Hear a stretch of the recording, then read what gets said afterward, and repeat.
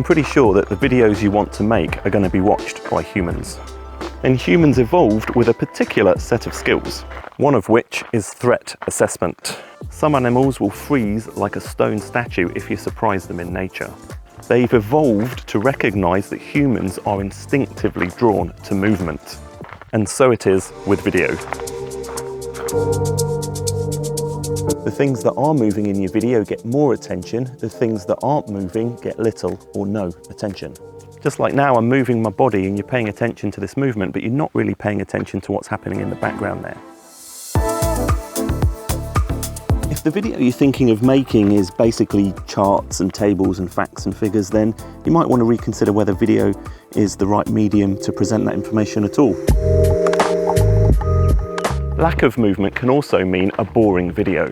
Ooh, I didn't realise it was so hot today. So imagine watching a music concert and it's an hour long and the whole thing was filmed from one position on a tripod at the back with no camera movement and no change of shot on anything. It's going to get boring pretty fast. Contrast that with the same concert being filmed from multiple different angles and perhaps with a camera operator moving around the orchestra while they're playing. More movement, more interest. Next time you make a video, think about movement and think about how you can use it to keep the viewer's attention. But don't just start randomly waving your camera around. Try and make the movement intentional and not annoying like this. Hope that didn't make you sick. See ya.